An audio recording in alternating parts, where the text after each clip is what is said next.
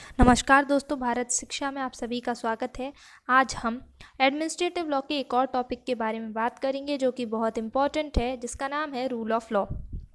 Rule of law basically English constitution यानी कि England के कॉन्स्टिट्यूशन का एक बेसिक प्रिंसिपल से आया है, जिसको यूएस और इंडियन कॉन्स्टिट्यूशन ने भी एक्सेप्ट किया है। रूल ऑफ लॉ एक डॉक्ट्रिन है जो यूके से निकली है और इंडिया और यूएस के कॉन्स्टिट्यूशन ने इसको माना है।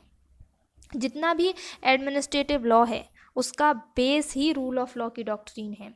सबसे पहले सर एंड्रॉयड कॉक ने, चीफ जस्टिस थे जो, उन्होंने इस कॉन्सेप्ट को ऑरिजिनेट किया। उसके बाद इस कॉन्सेप्ट को आगे बढ़ाया प्रोफेसर डाइसी ने। इस थ्योरी को डेवलप्ड किया अपने क्लासिक वर्क के थ्रू, जिसका नाम था the law and the constitution, जो 1885 में पब्लिश्ड हुआ। ये थी रूल ऑफ लॉ की हिस्ट्री। अब जान लेते हैं कि बेसिकली रूल ऑफ लॉ का मीनिंग क्या है। तो रूल ऑफ लॉ एक फंडामेंटल प्रिंसिपल है इंग्लिश लीगल सिस्टम का। रूल ऑफ लॉ बेसिकली 3 चीज़ों के बारे में बात करता है। पहली, supremacy of law, equality before law, और तीसरी, जज मेड कॉन्स्टिट्यूशन। तो रूल ऑफ लॉ के अंदर बहुत ही अच्छे से हम इन तीनों चीज़ों को देखेंगे। पहला पॉइंट, सुप्रीमेसी ऑफ लॉ। इसमें डाइसी अपने पहले प्रिंसिपल में ये समझाते हैं कि रूल ऑफ लॉ का मतलब है कि लॉ की ही एब्सोल्यूट सुप्रीमेसी होगी, मतलब कि कानून से बड़ा कुछ भी नहीं है, जिससे कि हम गवर्नमेंट की आर्बिट्री पावर्स को रोक सकें। मतलब सबसे बड़ा कानून ही होगा और कानून से बड़ा कोई नहीं होगा।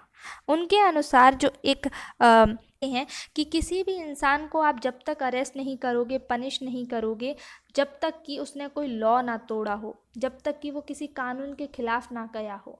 अगर वो किसी कानून के खिलाफ नहीं गया है तो फिर वो कुछ भी करे, आप उसको पनिश नहीं करोगे। यानी कि यहाँ डाइसी ने लॉ को सुप्रीम दिखाया है। डाइसी का दूसरा प्रिंसिपल है इक्वालिटी बिफोर लॉ।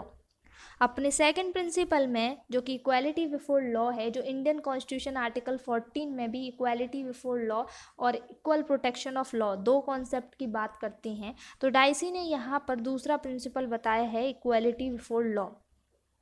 यहाँ पर डाइसी कहते हैं कि कोई भी वर्ग हो, सोसाइटी का कोई भी क्लास हो, हर इंसान को एक ही लॉ से, जो ऑर्डिनरी लॉ होगा उसी से रेगुलेट किया जाना चाहिए, और हर इंडिविजुअल के लिए यानी कि हर इंसान के लिए, चाहे वो किसी भी क्लास, कास्ट, क्रीड, सबके साथ इक्वल बिहेवियर होना चाहिए, और हर एक इंसान के लिए बराबर एक ही कोर्ट होनी चाहिए जो इनका फैसला करेगी। उनके अनुसार सारे पर्सन जो हैं, सभी इंसान जो हैं, सेम लॉ से जो है रेगुलेट होने चाहिए। किसी के लिए भी सेपरेट ट्रिब्यूनल नहीं होने चाहिए, ना ही कोई स्पेशल कोर्ट होनी चाहिए गवर्नमेंट ऑफिसर्स के लिए या अदर अथॉरिटी के लिए। अपनी इस बात को साबित करने के लिए उन्होंने फ्रेंच के लीगल सिस्टम के ड्रॉइट एडमिनिस्ट्रेटिव, इसको भी हम आगे समझेंगे कि ड्रॉइट एडमिनिस्ट्रेटिव का मतलब क्या होता है। यहाँ पर आपको थोड़े से शब्दों में समझाऊँ तो ड्रॉइट एडमिनिस्ट्रेटिव फ्रेंच का एक वर्ड है।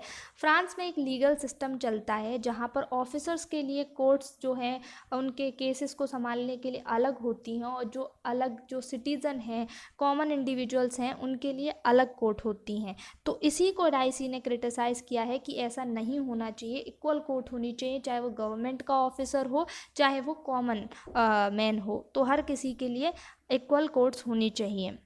फिर उसके बाद उनका तीसरा प्रिंसिपल है जज मेड कॉन्स्टिट्यूशन।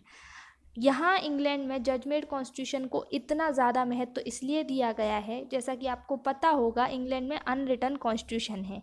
ज़्यादातर जो चीज़ें हैं वो लिखित में नहीं है, जैसे इंडिया में रिटन कॉन्स्टिट्यूशन है, लेकिन वहाँ पर अनरिटन कॉन्स्टिट्यूशन है। तो डाइसी यहाँ इम्पोर्टेंस बताते हैं कि जज के जो प्रोनाउंसमेंट होते हैं, जो जजमेंट होती हैं, उनको किसी लॉ को बनाने में कितनी उनकी अहमियत होती है, कितनी उनकी इम्पोर्टेंस होती है। यहाँ पर डाइसी अपनी बात को समझाते हुए ये कहते हैं कि कुछ चीज़ें, कुछ फ्रीडम है जो लिख दी जा सकती हैं, जैसे कि कॉन्स्टिट्यूशन में जो रिटन कॉन्स्टिट्यूशन है उसमें कुछ फ्रीडम इंडिविजुअल्स को हम दे देते हैं, लेकिन जो ग्राउंड रियलिटी है, जो एक्चुअल केस आता है, वो एक जज के सामने आता है।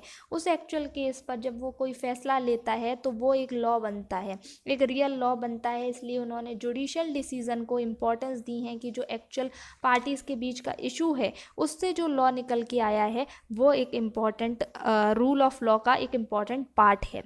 तो जज मेड लॉ को यहाँ पर इसलिए अहमियत दी गई है। ये थे रूल ऑफ लॉ के 3 प्रिंसिपल। अब इसमें एक और शब्द मैंने बोला, एक फ्रेंच वर्ड है ड्रॉइट एडमिनिस्ट्रेटिव। इसका मतलब क्या होता है कि जो फ्रांस का लीगल सिस्टम है, फ्रांस का जो लीगल सिस्टम है वहाँ पर ये ड्रॉइट एडमिनिस्ट्रेटिव चलता है। यहाँ पर 2 टाइप के लॉ होते हैं, 2 टाइप की कोर्ट होती हैं फ्रांस में, जो कि इंडिपेंडेंट होती हैं एक दूसरे से बिल्कुल ही। एक होती है ऑर्डिनरी कोर्ट, जो जिसमें ऑर्डिनरी सिविल लॉ होता है, जो सिविल कॉमन इंसानों के लिए होती है। और एक होती है एडमिनिस्ट्रेटिव कोर्ट, जो कि एडमिनिस्ट्रेटिव ऑफिसर्स के लिए, स्टेट के ऑफिसर्स के लिए होती है। तो जो एडमिनिस्ट्रेटिव अथॉरिटी हैं या जो ऑफिशियल हैं वो ऑर्डिनरी सिविल कोर्ट में अपना केस लेकर नहीं जा सकते, वहाँ पर सिर्फ प्राइवेट इंडिविजुअल अपना डिस्प्यूट्स लेकर जा सकते हैं। ऐसे ही वाइस वर्सा है कि प्राइवेट इंडिविजुअल अपना केस जो है ऑफिसर कोर्ट में नहीं लेके जा सकते। सारे क्लेम और सारे डिस्प्यूट जो अथॉरिटीज़ के बीच में, ऑफिशियल के बीच में होंगे, ठीक है, वो ऑर्डिनरी कोर्ट के जुरिडिक्शन से बाहर हैं, उन्हें एडमिनिस्ट्रेटिव कोर्ट ही देखेगा, स्पेशल ट्रिब्यूनल्स ही नहीं हैंडल करेंगी उन्हें। इस ड्रॉइट एडमिनिस्ट्रेटिव से, ये बहुत पुराना कॉन्सेप्ट है फ्रांस का। इसको जो नेपोलियन बोनापार्ट थे 18th सेंचुरी में, उन्होंने इसको लाए थे नेपोलियन बोनापार्ट इसको। और इसी को डाइसी ने क्रिटिसाइज़ किया कि ऐसा नहीं होना चाहिए, इक्वल लॉ होना चाहिए। तो ये था ड्रॉइट एडमिनिस्ट्रेटिव और रूल ऑफ लॉ।